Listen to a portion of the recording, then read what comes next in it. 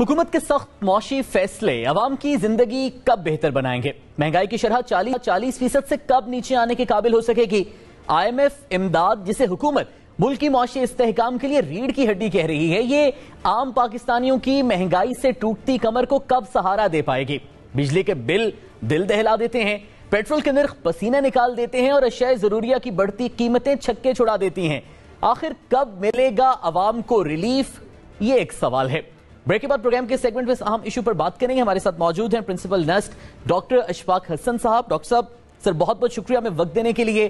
سر بہت ساری وعدوں اور امیدوں کی طرح ہمیں یہ بھی امید دلائی جا رہی تھی کہ ایک دفعہ بس آئی ایم ایف گرانٹ مل جائے، ڈالر بھی نیچے آ جائے گا، الٹیمیٹلی مہنگائی بھی کم ہو جائے گی، عوام بھی سکھ کا سانس لے سکیں گے۔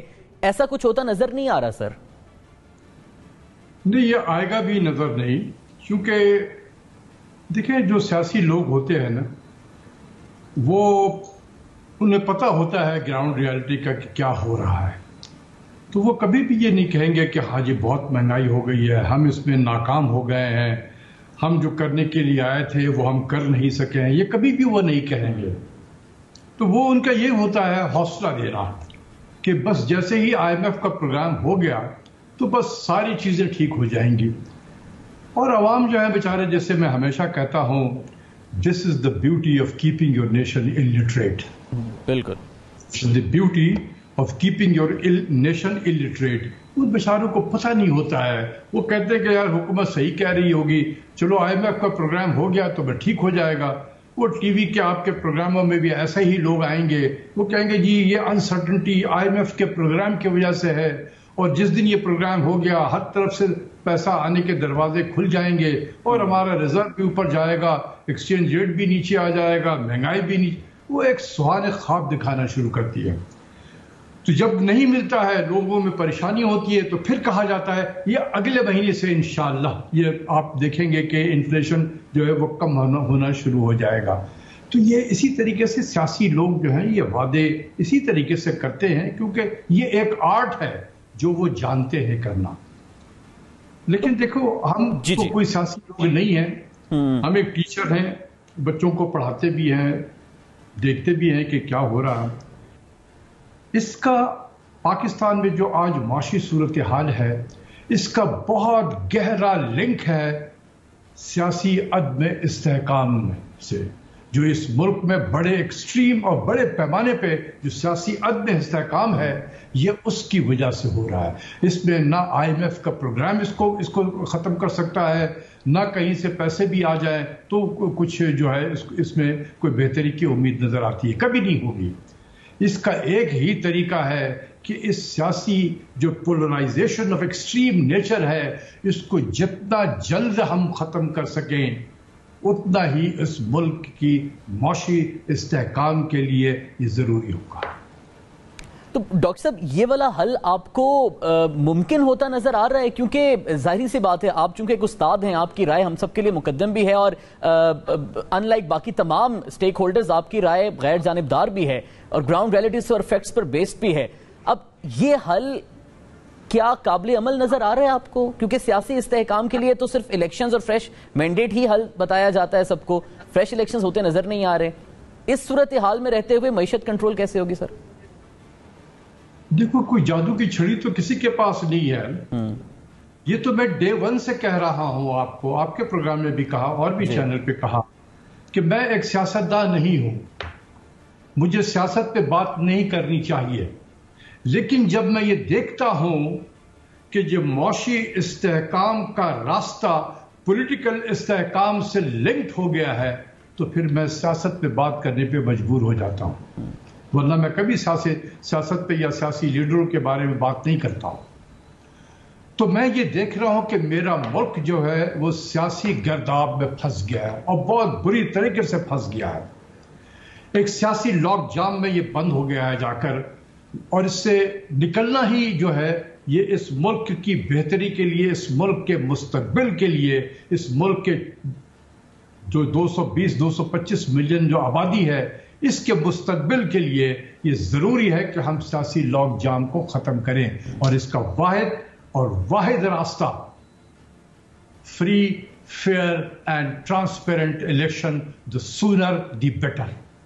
अगर कोई जिद में है कि मैंने नहीं कराना है इलेक्शन, वक्त पे कराएंगे, तो एक जिद कायदे आज़म ने की थी कि मैंने हिंदुस्तान के मुसलमानों के लिए एक आजाद मुमलिकत कायम करना है, चाहे इसके लिए मुझे जो भी कुर्बानी देनी पड़े मैं करूंगा।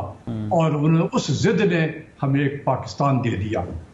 अब अगर आज के सियासतदान या जो भी पावर है वो भी अगर जिद में आ जाए कि मैंने इलेक्शन नहीं कराना है, वो अगस्त में ही जाके इलेक्शन होगा, तो फिर हम उसी कायदे आज़म के दिए हुए पाकिस्तान को हम अपने आंखों के सामने हाथों से बर्बाद करेंगे।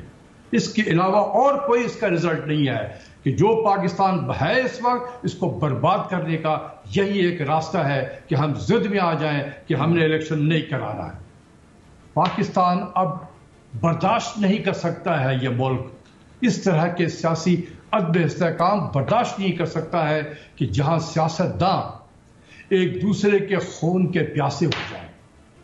डॉक्टर साहब, इलेक्शंस अगर हो जाते हैं, सियासी लोगों को मैंने देखा है बिल्कुल कि वो एक दूसरे से मुखालफत करते हैं, लेकिन मैंने उनको पार्लियामेंट में बैठ के एक साथ खाते हुए लंच भी देखा है, चाय भी पीते हुए देखा है, टीवी के आपके प्रोग्राम में भी आते रहे हैं। प्रोग्राम में बड़ा गर्मा गर्मी होगा, लेकिन जब वो निकलेंगे उसके बाद गले में हाथ डाले हुए दोनों जा रहे होंगे। बिल्कुल। लेकिन आज ये कैफियत हो गई है कि एक दूसरे के खून के प्यासे हो गए, सिवाय इसके कि और कोई काम नहीं हो रहा है इस मुल्क में कि कब किस वक्त जो है किस पे मुकदमा कायम किया जाए, उसको अदालतों के चक्कर लगवाओ ताकि हम जो है हुक्मरानी करते रहें। अगर ये होगा तो आप खुद सोचो, एक कॉमन सेंस लगाओ कि क्या ये मुल्क आगे चल सकता है, क्या ये इस मुल्क की मईशत जो है वो ठीक चल सकती है? कब ये नहीं। अगर कोई जिद में आके इस मुल्क को बर्बाद पहले कर चुके हैं हम किया नहीं है, हम कर चुके हैं बर्बाद। मैं ये कहता हूं जो बच गया है खुदा के वास्ते इसको तो बचा लो, तो ये रहेगा तो तुम सियासत करोगे। अगर कोई मुआवजा हो जाता है और ये फरियाद सुनी जाती है और जिद खत्म करके इंतखाबात की हामी भर ली जाती है, इंतखाबात भी हो जाते हैं, फिर आप समझते हैं कि मौशी मामलात कंट्रोल में आ जाएंगे, डॉलर भी कंट्रोल में आ जाएगा, महंगाई भी कंट्रोल की जा सकेगी? देखो, मैं तो ये कह रहा हूं कि ये जो महंगाई है या डॉलर का नीचे जाना है, ये सिर्फ इसलिए हो रहा है कि हुकूमत जिसको जो काम करना है वो काम नहीं कर रही है, जो हुकूमत को नहीं करना चाहिए वो वही काम कर रही है। तो जब इलेक्शन के पास जो भी पार्टी आ जाती है, एक्स वाई जेड जो भी आ जाए, आप उसके हवाले करें, कम उसके पास एक लेजिटिमेसी होगी कि मुझे 5 साल के लिए अवाम ने इलेक्ट किया है, अब ये मेरी जिम्मेदारी है कि पाकिस्तान की मईशत को कैसे बेहतर किया जाए। तो जो ये स्टेट ऑफ अनसर्टेनिटी है, ये इसके बादल छट जाएंगे। बाकी तो जो हुकूमत होगी उसकी टीम होगी, जैसे अगर बेहतरीन टीम होगी तो फिर वो ठीक से एक तरफ से जब सियासी इस्तेकाम आएगा तो स्टेट ऑफ अनसर्टेनिटी से हम निकल जाएंगे। सुबह ये नहीं होगा कि बिजनेसमैन जो है सुबह नाश्ता कर रहा होता है, उसकी नजर टेलीविजन पे होती है और देख रहा होता है कि आज एक्सचेंज रेट कहां चला गया। कम से कम वो ये काम नहीं करेगा। तो डॉक्टर साहब, इस वक्त इलेक्शंस ना करने की जो अपनी जिद है उसको जस्टिफाई इस बात से किया जाता है कि जब निगरान सेटअप आएगा दरमियान में 60 से 90 रोज के लिए, वो निगरान सेटअप इतना वल्नरेबल होगा कि ना वो सख्त मुआशी फैसले कर सकेगा, ना वो IMF जैसे इंस्टीट्यूशंस को सेटिस्फाई कर सकेगा, और मुल्क जिसको अभी डिफॉल्ट से तकरीबन निकाल दिया गया है वो खुदा न खास्ता मुआशी तबाही के दहाने के अंदर चला जाएगा। क्या आप समझते हैं कि ये जस्टिफिकेशन किसी हद तक वैलिड है या सिर्फ एक बहाना है? सबसे पहली बात ये मैं कहूं, किसी ने पाकिस्तान को डिफॉल्ट से नहीं निकाला है। ये सियासी बयानात होते हैं, पॉइंट स्कोरिंग होती है, ठीक है ना। पाकिस्तान ने कभी माजी में डिफॉल्ट किया, ना वो कल करने वाला था, ना वो आज कर रहा है, और ना इंशाअल्लाह अगले हफ्ते में, 2 महीने में, 2 महीने में, 1 साल में करेगा ये डिफॉल्ट। तो ये सियासी बयानात हैं, इस पर ज्यादा तवज्जो ना दे। हमारे बड़े बड़े सियासी लीडर यही इसी किस्म के बयानात देते हैं और मैं भी सुनता हूं, लेकिन मैं फिर जानता हूं मैं कि ये पॉइंट स्कोरिंग हो रही है, क्योंकि देखें ना, माजी के जो हुक्मरान थे انہوں نے بھی تو یہی کہا کہ جب ہم آئے تو 19 بلین 20 بلین ڈالر کا کرنٹ اکاؤنٹ کا خسارہ تھا اور ملک دیوالیہ تھا، تو ہم نے آ کے دیوالیہ سے نکالا. تو وہ بھی کہتے رہے ہیں، اور اگر یہ بھی کہہ رہے ہیں تو کہنے دیں ان کو، یہ ان کا کام ہے پوائنٹ اسکورنگ کرنا. ڈاکٹر صاحب، اب چونکہ آپ ان کی بھی پالیسیوں کا ذکر کر رہے ہیں، ان کے بیانات کا بھی ذکر کریں، تو ایک موازنہ اگر ہم کریں موجودہ حکومت کی جو معاشی پالیسی ہیں اس کے اثرات اور ثمرات تو ہم سب دیکھ رہے ہیں. ڈالر کا ریٹ بھی ہمارے سامنے ہے، مہنگائی کی بڑھتی شرح بھی ہمارے سامنے ہے. ماضی کی حکومت کی بھی معاشی پالیسیاں اگر کمپیریزن کیا جائے تو آپ قدر بہتر کس کو قرار دیں گے؟ دیکھو، میں کسی کمپیریزن میں نہیں پڑتا ہوں، کیونکہ میرا ساتھ سے اس سے کوئی تعلق نہیں ہے. اگر میں کہوں گا کہ حکومت اے زیادہ بہتر تھی حکومت بی سے، تو لوگ کہیں گے پھر آپ سیاسی ہو گئے ہیں. اس لیے میں ان سب چیزوں پہ کمپیریزن نہیں کرتا ہوں. میں صرف یہ بتانا چاہتا ہوں کہ نہ پاکستان نے کبھی ماضی میں ڈیفالٹ کیا، جب 400 ملین ڈالر کے ریزرو تھے وہ سب نے ڈیفالٹ نہیں کیا.